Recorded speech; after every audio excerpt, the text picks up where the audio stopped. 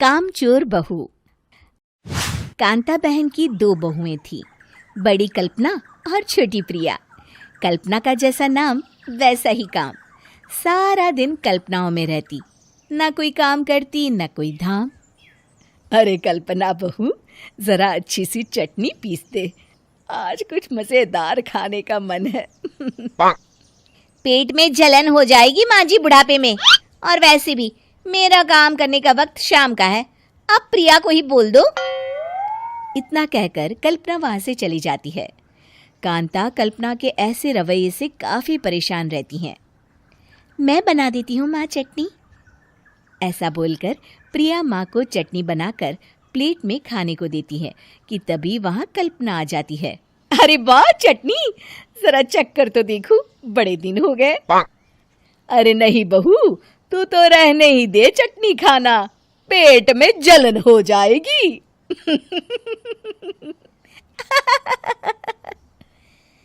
इतना कहकर कांता और प्रिया दोनों हंसने लगते हैं। कल्पना सारा दिन या तो मोबाइल में यूट्यूब देखती या फिर सोती रहती। उसका कमरा भी बिखरा और गंदा रहता। एक दिन कल्पना का पति अशोक उससे कहता है, अरे कल्पना, जानवर भी उस जगह को साफ कर लेता है जहां वो बैठता है, तुम तो इंसान हो, कैसे इतने गंदे कमरे में रह लेती हो?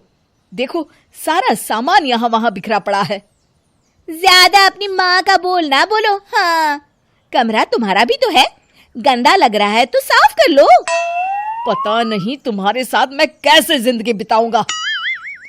इतना कहकर अशोक वहां से चला जाता है। कल्पना बस खाना खाने कमरे से बाहर आती और फिर से कमरे में चली जाती। इससे कांता बहन काफी परेशान रहती। एक दिन प्रिया कांता से कहती है, माँ, मैं सारा दिन काम करके थक जाती हूँ, आप कल्पना दीदी से कहिए ना कि सुबह और शाम का काम बांट ले। मैं तो अब सिर्फ एक वक्त का ही काम करूँगी। हाँ। अरे तू वो भी ना करना, एक बहू तो कामचोर थी ही, दूसरी भी आ गई काम ना करने के बहाने लेकर। तभी वहां प्रिया का पति रमेश आ जाता है। माँ, मैं देख रहा हूँ भाभी कोई काम नहीं करती, प्रिया सारा दिन घर और रसोई का काम करती है, अब कुछ करो ना माँ। कांता मन में कुछ सोचती है और कल्पना के पास जाती है। कल्पना फोन पर मेकअप करना देख रही होती है। कल्पना, तुम सारा दिन बस मोबाइल देखती हो, घर का कोई काम भी कर लिया करो। प्रिया सारा दिन काम करके थक जाती है। आज से मैंने फैसला किया है, एक वक्त का काम तुम करोगी, सुबह का खाना तुम बनाओगी और रात का प्रिया। आप लोगों ने काम को हव्वा बना रखा है। अरे पता नहीं थोड़ा सा ज्यादा काम करने में आप लोग घबरा क्यों जाते हैं। और हाँ, बहुत ज्यादा प्रिया की तारीफ मत करिए मेरे सामने, बड़ी बहू तो मैं ही रहूंगी। मैं कुछ नहीं जानती, कल सुबह मुझे वक्त से खाना चाहिए, रसोई में आ जाना, वरना कल से तुझे खाना नहीं मिलेगा। अगली सुबह कल्पना रसोई में नहीं आती है। वो देर से सोकर उठती है और बाहर आकर कहती है,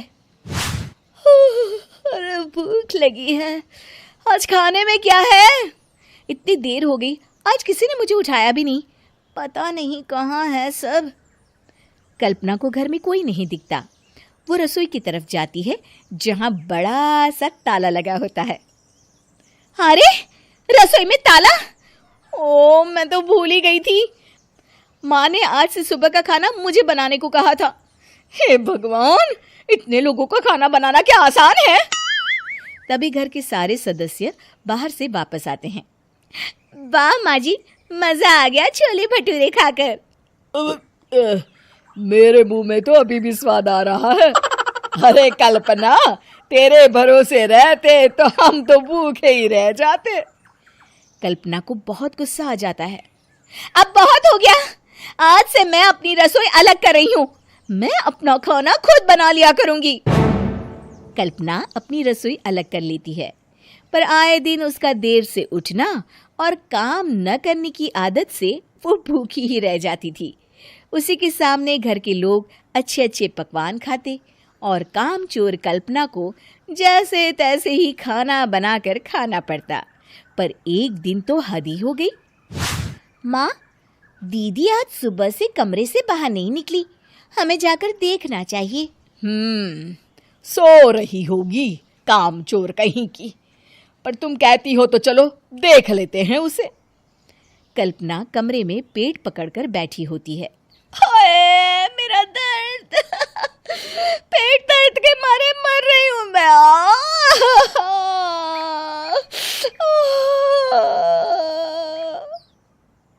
अरे दीदी, क्या हुआ? पेट में दर्द क्यों हो रहा है? डॉक्टर को दिखाया आपने? माँ। कल्पना खड़ी होती है और माँ जी के पास आती है। मुझे माफ कर दीजिए, अब से मैं सारे काम में मदद करूंगी, कभी आलस और काम चोरी नहीं करूंगी। हाँ, वो तो ठीक है, लेकिन अचानक क्या हो गया जो तू काम करने को तैयार हो गई? कामचोर कल्पना। माँ, लगातार बासी और उल्टा पुल्टा खाना खाने के कारण मेरे पेट में इन्फेक्शन हो गया है। काम न करना पड़े इसलिए मैं 2 दिन का खाना एक दिन ही बना लेती थी। बासी और खराब खाना खाने के कारण लेने के देने पड़ गए। पेट में दर्द हो रहा है। चलो अच्छा हुआ, देर आए दुरुस्त आए।